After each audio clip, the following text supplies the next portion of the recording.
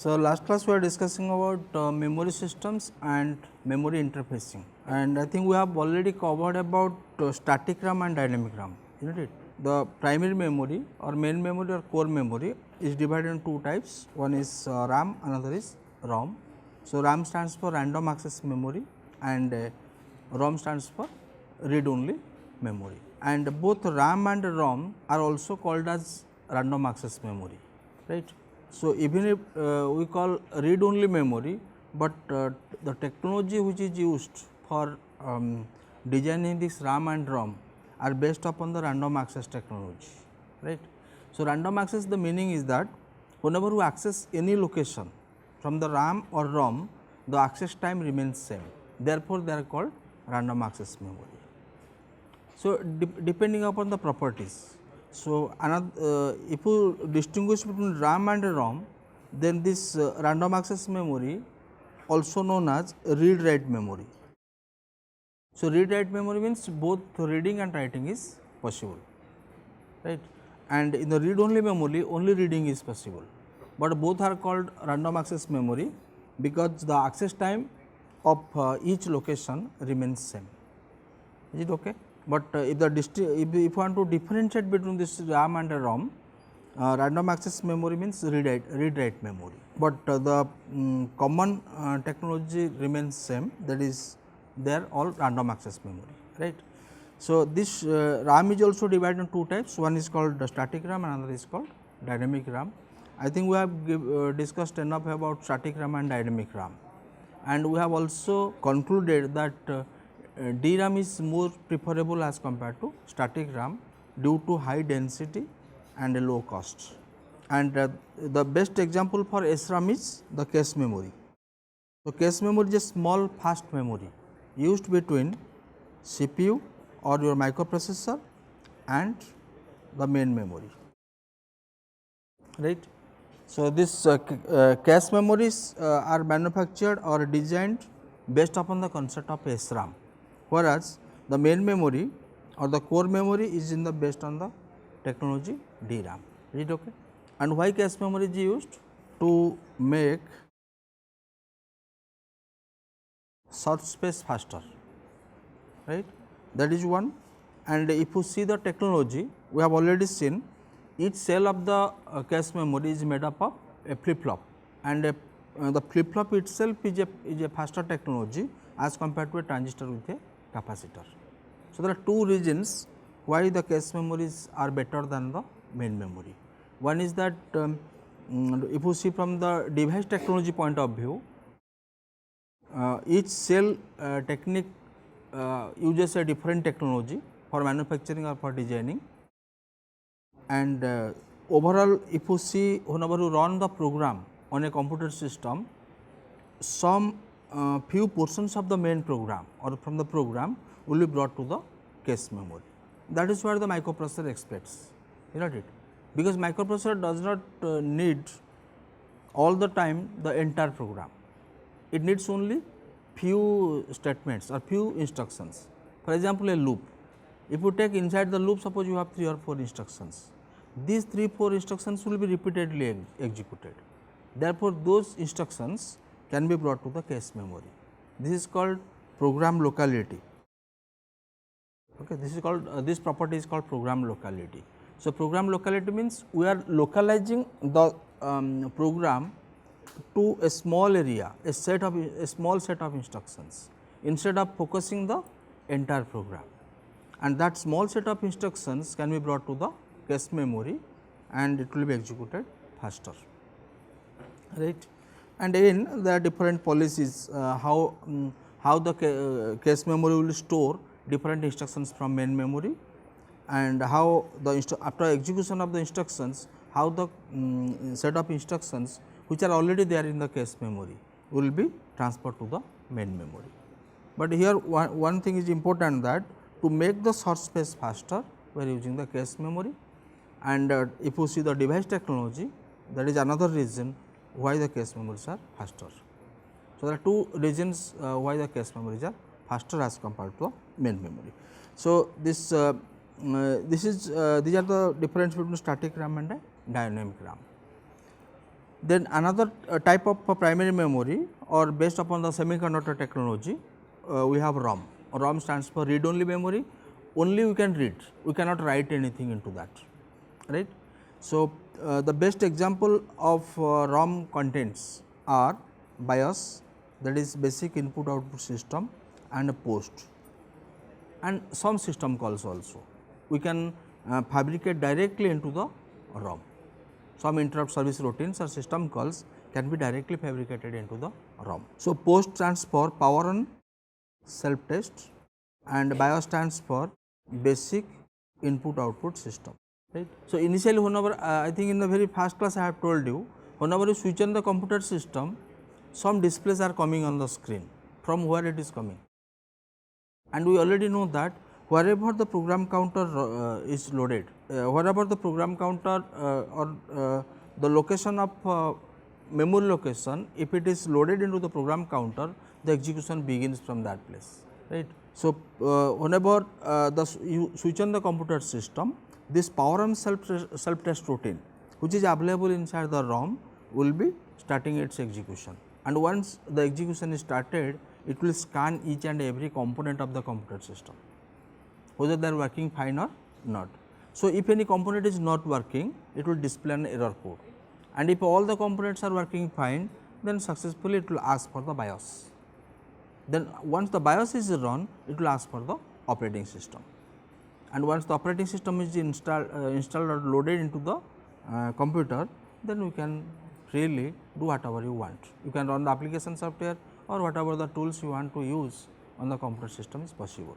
So, this post and BIOS, these are the basic routines initially made available in the ROM at the time of manufacturing. Whenever this IC, because they are all are implemented using the IC, integrated circuits, we call the chip. So, right. So, these chips whenever they are manufactured, so these contents are loaded into the ROM. But what is the organization of the ROM? How what is the device technology used for implementing a cell in a ROM? The organization remains same, that ROMs are also divided into number of locations, and each location is divided into number of cells, right, and each cell is capable of storing 0 or 1. This remains same with the RAM. But what is the difference in a ROM cell and in a RAM cell? What is the difference? So, in for the ROM, the way in the static RAM we use a flip flop to implement a cell, and we use a transistor with a capacitor circuit for implementing a DRAM cell. In the same way, in the ROM we can use either a fuse means a small wire, or we can use a diode. This is a symbol of diode. So, either you can use a fuse or you can use a diode. So, different manufacturer uses the different technology. So, if you connect a wire in a cell, this will represent 1, and if you leave that cell blank, you do not connect any fuse, then it will represent 0. Similarly, if you connect a diode, that cell will be representing 1 or storing 1 we say, and whenever in the absence of a diode, that will represent 0. Is it okay? So, in the same way, the way we saw the cell in a RAM, this is the cell technology used in case of a ROM, right. Suppose I want to store 1 1 1 1 0 0 0 0. So, first 4 cells I want to store 1. So, I have to connect the diodes, and these are all these diodes and fuses are connected in the respective in the concise cells in a special laboratory with proper temperature, with proper pressure. Wherever the ICs are manufactured, so they make these cells or they program these ROMs by connecting the fuses and the diodes. Is it okay? So, this is the cell organization of a ROM, but other things whatever we discussed about the RAM, that remains same, that ROMs are also divided into number of locations, and each location is divided into number of cells. And as you know that in VLSI technology, or in the whether you tell hardware or software, in computer science domain, every year or every 2 years the technology is changing. or the version is changing. Suppose you are using one Windows version today, after 6 months or 1 year you will see another version of Windows. Similarly, if you are using a IC one type of post or BIOS for a particular computer system, after 2 years the computer configuration is changing.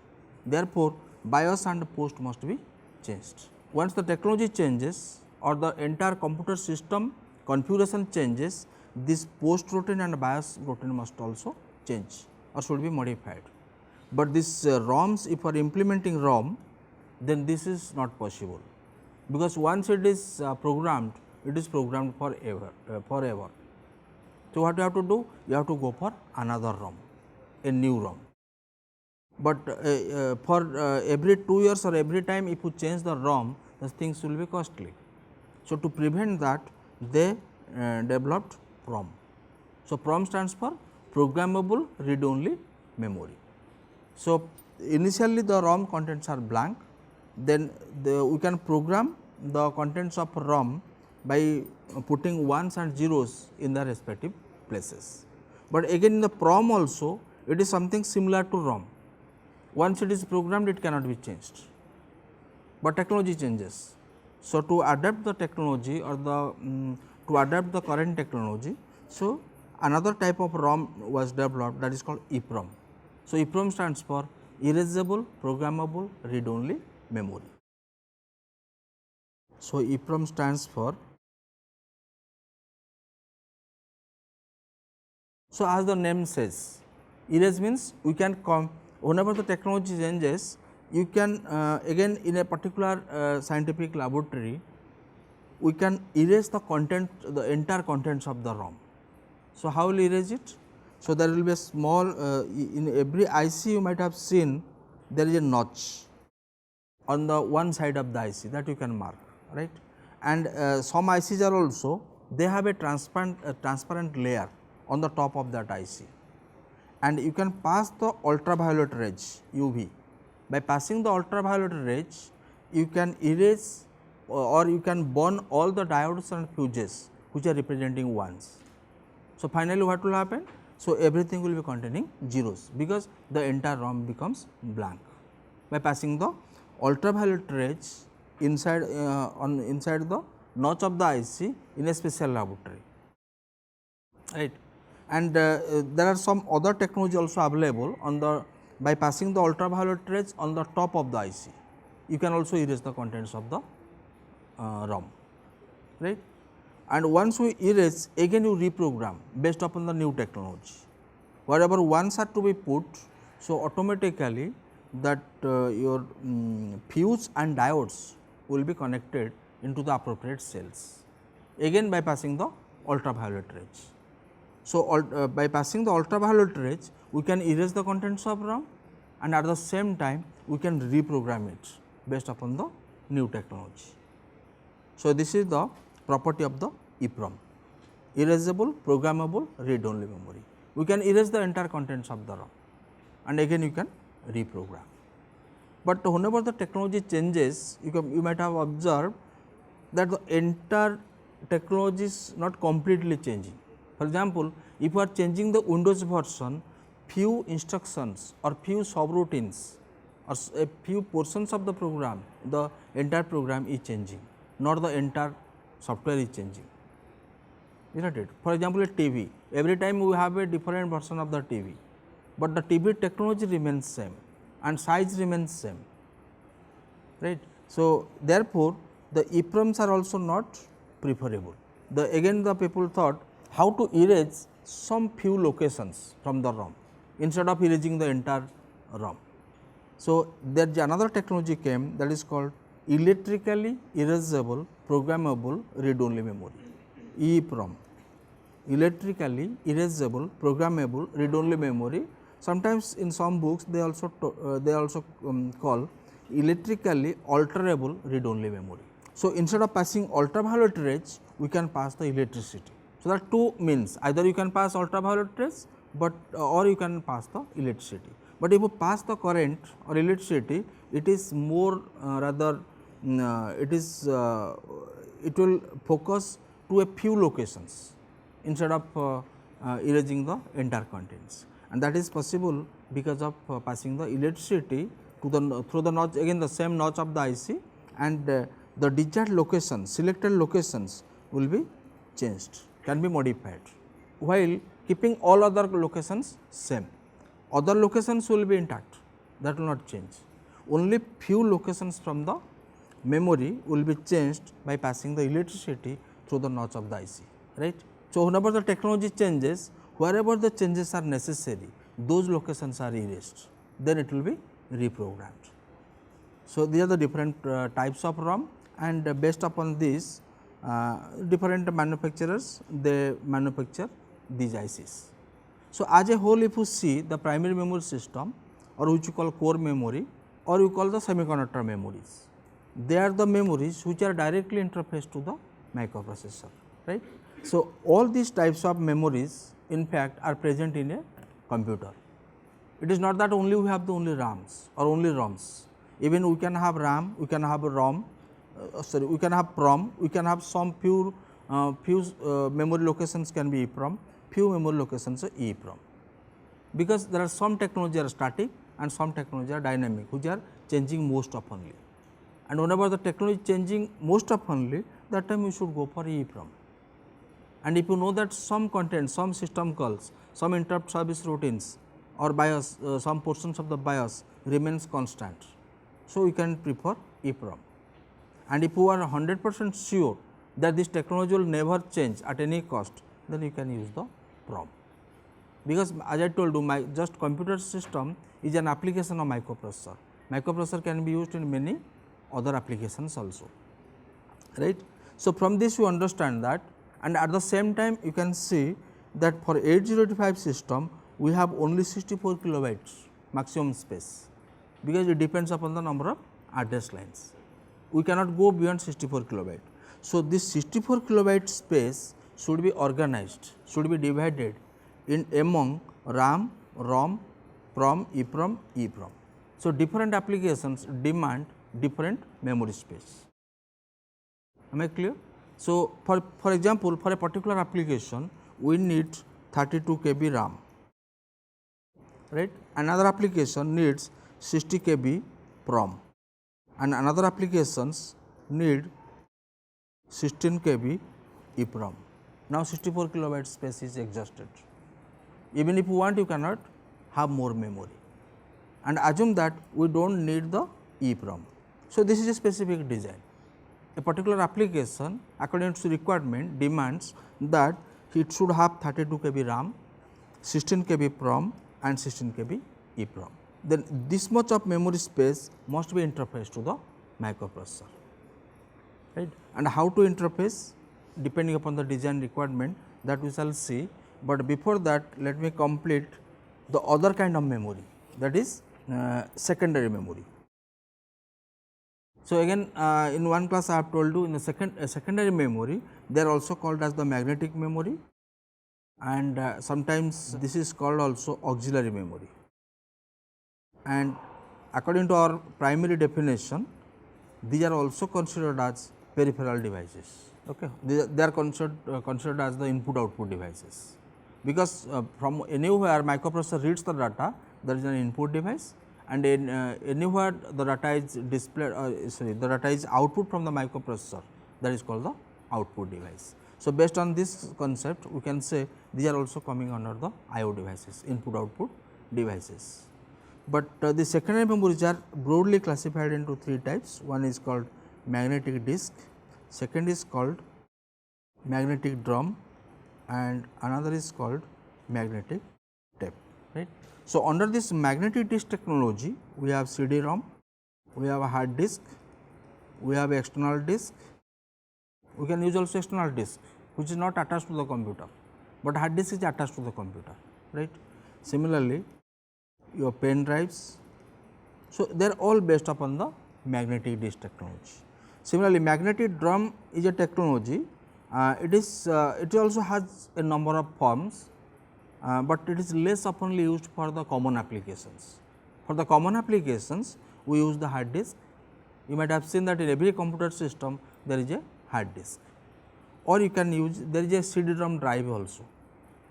So, CD-ROM and hard disk and external disk, these are and pen drives. So, these are the very popular devices used for general purpose. Similarly, for magnetic DRAM, whenever we need a high amount of data storage and with low cost, then we can go for magnetic DRAM. And magnetic tape is a very what do you call less cost technology, and it can store also huge amount of data, but it is slower. So, if you go in this way, that is from magnetic disk to magnetic tape, the data access is slower or faster is the fastest device is the magnetic disk, slowest device is the magnetic tape in terms of speed. And if you see the from cost point of view, the cost will increase from magnetic tape to magnetic disk, and from speed point of view, the speed will decrease from magnetic disk to magnetic tape, and cost will increase from magnetic tape to magnetic disk, right. So, all these three different types of secondary memories are based upon different technologies, but the common among this is that you can see magnetic. Magnetic, what is the common among all these? So, what is the meaning of magnetic? So, there we use the semiconductor technologies, PNP or NPN transistor, or use NP or PN diode if it is ROM cell, but in this case we are depending upon the magnetic material. So, what is the magnetic material? So, best example of magnetic material is the ferrous oxide, right. So, ferrous oxide is most oftenly used for storing the data in these disk types or in these storage devices. So, if you go for hard disk, whether it is hard disk, CD-ROM or floppy disk or external disk, the disk system is just like a what do you call a circular surface having circular area having top surface as well as the bottom surface, right. So, this disk system or this a single disk consists of a number of circles. So, whatever I am drawing here in the back side, in the back surface also of the same kind of thing, right. So, a number of tracks, each circle is known as a track, and the most outermost track of this circle is called track 0, because this will give an identity for identifying which track we are currently. So, we assign a ID number to each and every track from the outer surface till the inner surface, and assume that this is the edge of the disk. In the edge nothing is true, okay, and every track is divided into number of sectors. So, this is sector 0, sector 1, sector 2, 3, 4, 5, 6, 7. So, here in this case I have taken 8 sectors, but the it is sector number of sectors are variable, number of tracks and number of sectors are variable. Am I clear? We can go for 100 tracks, or typical size is 50 tracks. So, 0 to 49, and number of sector typical size 9, 16. So, the 9 sectors also, but all the sectors should have equal size, right. So, if I say I am accessing this particular portions of the disk, so what will be the address? So, address is track 0 and sector 0, is it okay? Now, if I say I want to access this particular portions of the disk, so what will be the address? So, track 0, but sector 2. So, likewise every sector can be addressed by its track number and its sector number, and the sector number and track number they are the two basic informations the computer system must have or the microprocessor must have to access this location, right. Now, if I say there are 512 kilobytes of information I can store in a sector, right.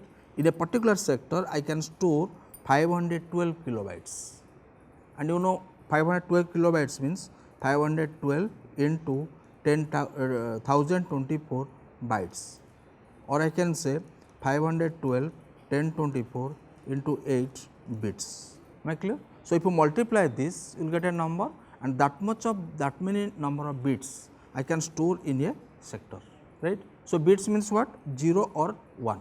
I can store this many number of zeros or ones in a particular sector. But how to store 0 or 1?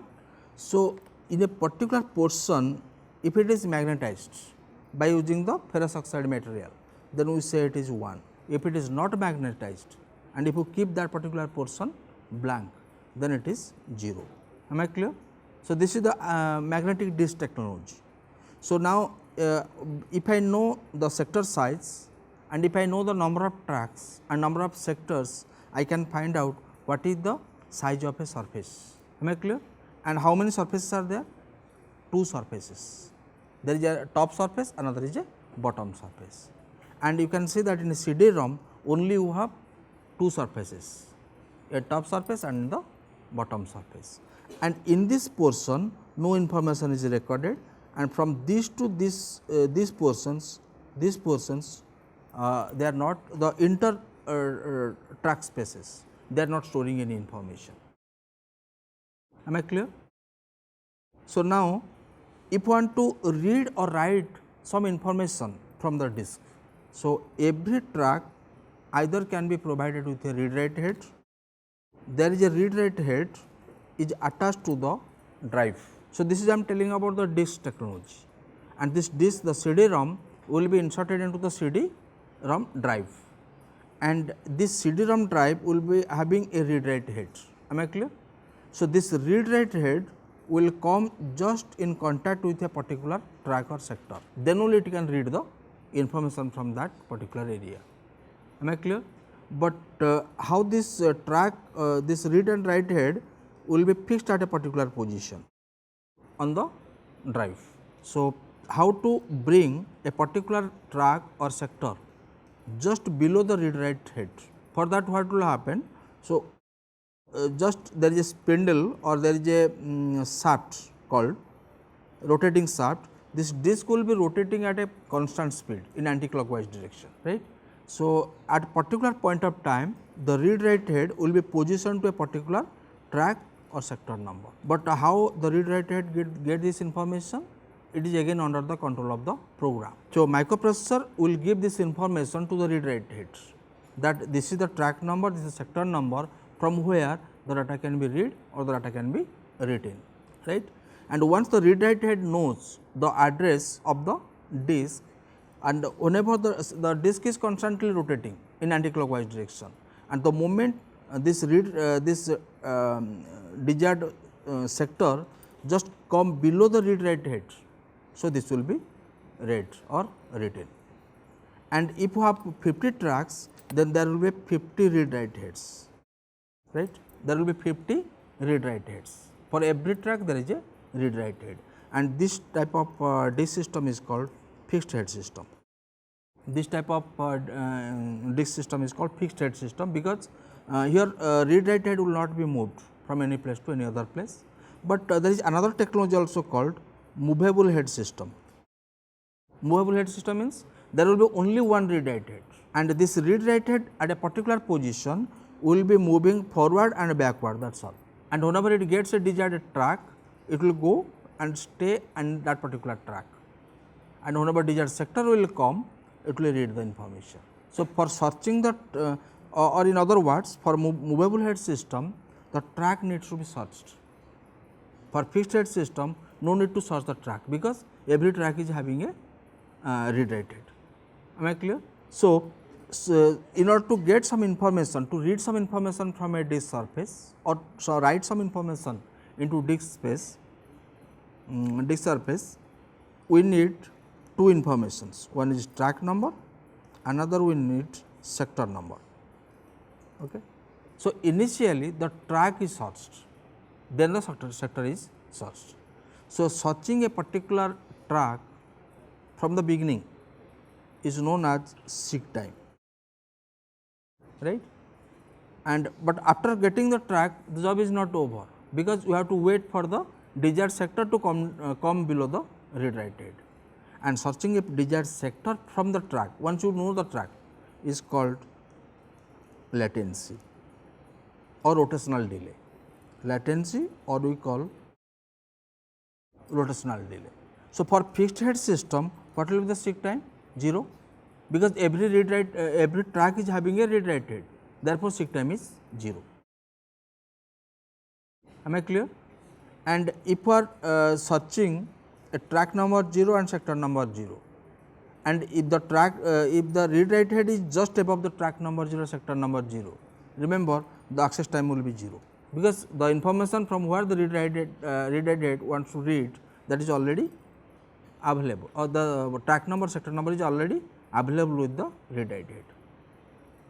And what will be the worst case delay? Suppose you want to read the information from the track number 0 and sector number 0, but the read write head is on the top of the track number 0 and sector number 7, because you have to wait for the entire 360 degree rotation, that is the worst case delay, and that initially whatever I told, that is the best case delay. Similarly, you can find out 3 time, one is worst case time, best case time and average case time. So, depending upon the application for analyzing the performance of the disk system, we take one of these parameter, worst case parameter or best case or average case. Is it okay? So, this is the technology used for the magnetic disk. Now, this is what I told about the CD-ROM, compact disk read only memory. Now, if you go for hard disk, what is the technology? The similar kind of disk system or disks are used and they are stacked just one disk below other. You can have multiple disk system. This is what we discussed about a single disk. We can have multiple disks that are stacked in such a way that they will be exactly aligned, so that they will come in contact with the shaft, or they will be placed in a single shaft. Is it okay? And again, to find out the total capacity of the hard disk, you know the capacity of the surface multiply into number of surfaces. But in case of hard disk, usually the top surface of the first disk and the last the bottom surface of the last disk are not recorded, are excluded, right, and all other surfaces which are remaining, they are allow the storage, or they allow the access of the data. Am I clear? So, this is what otherwise the common technology whatever I told you, so they are all remain same with external disk, hard disk and CD-ROM. Am I clear? So, the two important parameters are here, one is seek time, another is rotational delay. So, seek time and rotational delay that will decide what should be the speed of the disk system, right. So, this is what we discussed about the magnetic disk system. Similarly, magnetic drum system also based upon the magnetic technologies, but the organization is somewhat different. We use a drum like structure, this is a drum, and on the surface of the drum again there are circles. So, this is a circle in fact, and that is considered as a track. So, these are all tracks, right. So, if I say this is track number 0, this is track number 49. So, 50 tracks, and similarly whatever we discussed, every track is divided into number of sectors, that remains same, and every sector is capable of storing 512 kilobytes of information. Okay. Now, there will be again a fixed head system, or you can have a movable head system.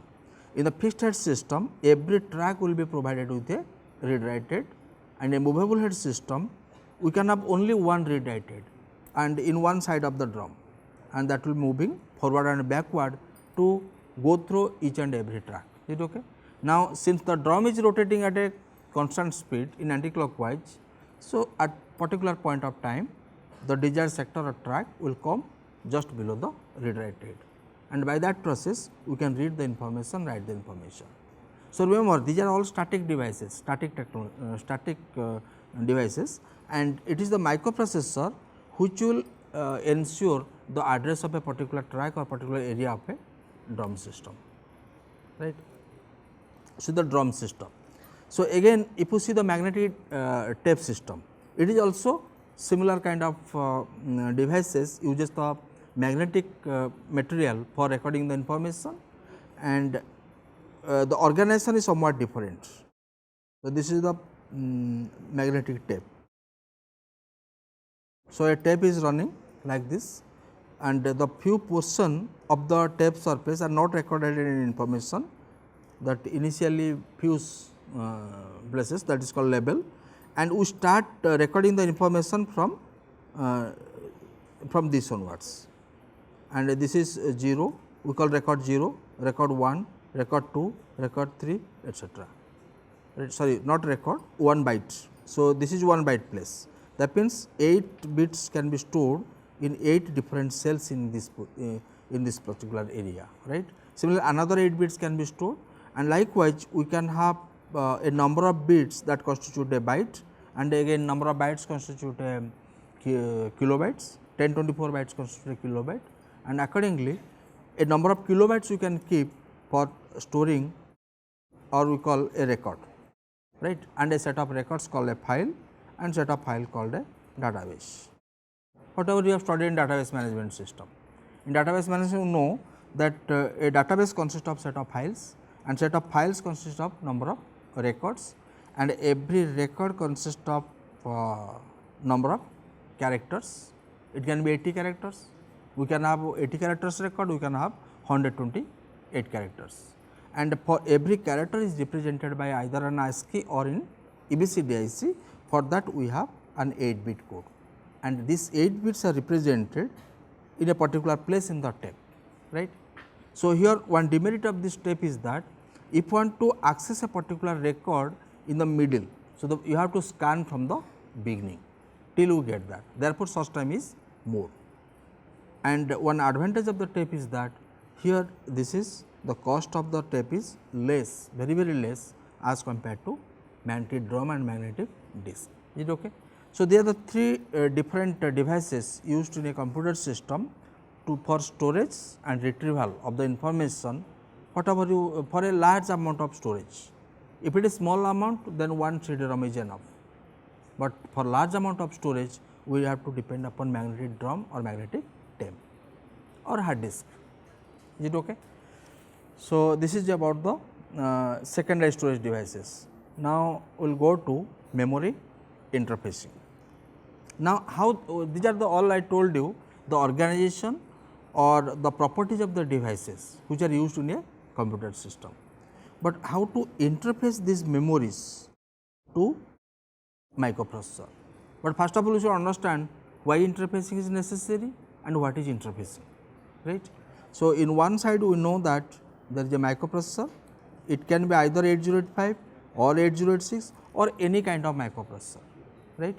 In another side we have memory. So, initially let us discuss about how to interface microprocessor to primary memories, that is RAM, ROM, PROM, etc., right. And there are 16 bit address bus. If it is 8085 microprocessor, we are using 16 bit address bus, then we are using 8 bit data bus, and there is another 8 bit is multiplexed with the address bus, and we have some set of control signals. These are the 3 types of buses used. So, while interfacing, you have to find out what is the address assignment, or we call memory map. Okay. Suppose for making the design simple, what we can say, we can take 64 kilobyte of memory space. Okay. So, this for 64 kilobyte memory space, we need 16 address lines, and we have to show the starting address and the ending address of this memory. So, what is the starting address? All 16 zeros and all 16 ones. Now, in hexadecimal, this is all 000H, and in hexadecimal the final address is all FFFH. This is the simplest kind of interfacing, that is these are the starting address and this is the ending address, right. So, now if I want to select a particular location from the memory, what I have to do? Every IC, every memory IC is having a control signal known as chip select bar. It is always active low signal, and the address signal will be identifying or selecting that location, right. So, one out of these addresses, they are all address ranges, one out of this address will be identifying a location, right, and this chip select signal will activate that signal, that particular location, right, and the data bus will transfer the data. So, this is the data bus, this is the address bus and this is the control bus. So, whenever interfacing is necessary or for any interfacing problem, the basic concept is that first you have to find out the memory map, right, the starting address and ending address of each and every IC. For simplicity here I have taken only one IC, but there can be multiple ICs, right. And second, you have to connect the data bus from microprocessor to memory, and you have to connect the third, you have to connect the corresponding control signal, that is control for selecting that chip. And of course, there is another control signal, read or write bar. So, these four signals must represent the interfacing a memory system to a microprocessor. So, first step is that again I am writing, you have to find out the memory map, then second find the address bus, then find the data bus, then find the control signal such that desired location will be selected. If you follow these two steps, we will be able to interface the microprocessor with memory. Let us take another example. For example, you want to interface 64 kilobyte memory where 32 kilobyte is RAM and 32 kilobyte is ROM, right. So, what will be the address, what will be the memory map and how the signals are connected from microprocessor to memory, right. So, it is clear that out of 64 kilobyte space we need 15 zeros for 32 kilobyte information, right. And whenever I will for one IC I will take all, sorry, the first bit always will be 0 and for the other IC I will be taking the second bit all will be 1, right. So, this is for one IC, this is for another IC. So, this is my memory map. Is it okay? Now, second step is that for this IC I should have how many address lines? A0 to A14, because 15 address lines are sufficient for selecting a location from this 32 KB RAM, and this is the 32 KB RAM, and this IC also having a chip select signal and there will be data bus signal. And similarly, we can have another IC, there will be chip select signal and the same A0 to A14, that is 15, I need 15 address lines. The same lines can be parallelly connected to this IC and this IC, and there will be data bus, and this is the microprocessor side. You have to use A0 to A15 and A0 to A14 will be directly connected to this. Is it okay? Because they are parallelly connected. A0 to A14 is common address signals connected to 32 KB as well as 32 KB ROM, but only one signal what will happen here for A15. So, this is connected here and this is connected, sorry, this is connected to this. Whenever it is 0, this will be connected here, and here you need not connect a inverter, directly you connect. Whenever it is 0, this IC will be selected, right, and whenever it is 1, this IC will be selected. Am I clear? So, that this set of addresses. So, what will be the starting address of the first 32 KB RAM in hexadecimal 00H, and this is 7FFFH, starting address and ending address of the first IC. Similarly, you can find out the starting address and ending address of the second IC, that is 1000, that is 8000H, and final will be 8FFH. And if you see the starting address and ending address, the total space, memory space available for 8085 system. Am I clear? So, that means we have splitted the 64 kilobyte memory space into two ICs. One IC's capacity is 32 KB, another IC capacity is 32 KB. Am I clear? And the starting address of the first 32 KB RAM is all 0H, another is 7FFH. I think you understood how did I get this 7FFH? Because the first digit will decide whether I am selecting RAM or ROM. So, if it is 0, I am selecting this IC, and if it is 1, I am selecting this IC. Is it okay? So, similarly, if I say a memory system consists of 16 KB of RAM, 16 KB of EEPROM and 16 KB of EEPROM, how to interface with the microprocessor? Is it okay? So, what is the first step? We have to find out what is the memory map of each IC. What is the starting address and ending address of that IC? First step. Second, which address signals must be connected to memory system from microprocessor, and which address signals are connected to EEPROM, and which address signals will be connected to EEPROM. First, you have to connect the address signals, then you have to connect the data signals, right? Then you have to connect the control signals. These are the three things you have to perform while interfacing the any kind of semiconductor memories. Okay. And even another IC, another design is also possible. For example, we have only 1 kilobyte RAM ICs and 1 kilobyte PROM ICs. Okay. And how to interface? So, how many RAM ICs I need for the same design? I need 16 ICs, and you are supposed to find out the starting address and ending address of each IC. But if you see, the maximum possible capacity is 64 kilobyte. Now, whether I should go for 64 kilobyte in one IC, or I should go for 64 ICs or 128 ICs of 512 bytes each size, which is better? Did you understand the question? Whether I should go for a 64 kilobyte IC, which is having entire space of the system, right?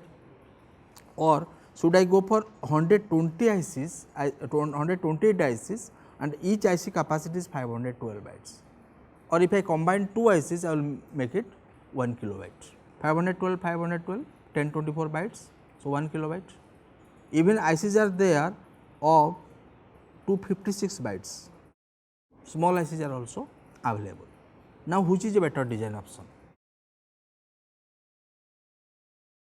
Even we can have 128K, yes, it is also available, 128 bytes. We also have the IC of 64 bytes. I am not sure about 32, but 64 byte ICs are available. Now, you can go for a large number of smaller ICs, one design option at the extreme side, or you can go for a fewer number of larger ICs. So, the one design option is fewer number of larger ICs or larger number of smaller ICs. So, which is a better design option? Actually, we cannot say one is better than other unless you see the parameter, what exactly we require.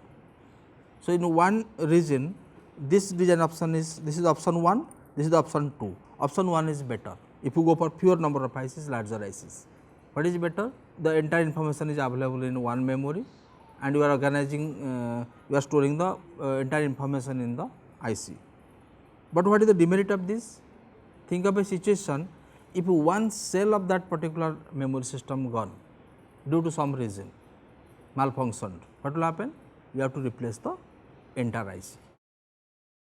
But if you go for large number of smaller ICs, advantage that suppose some ICs are lost or some malfunction, then we can exclude that IC, other ICs can work. The system at least will be functioning, it will not be completely catastrophic, right. So, again actually whenever the designs or the requirements are specified, the design option is taken somewhere between option 1 and option 2. Neither we go for option 1, there is no computer system where the entire memory space is for one IC. There is no computer system where all the entire memory space is of 1 kilobyte or 64 bytes, right. So, we go somewhere between option 1 and option 2. Am I clear? So, depending upon the design options, whether in the exam or anywhere, there will be requirement will be given and the number of ICs will be given, and you have to find out the memory map, the desired signals, address signals, data signals and the control signals.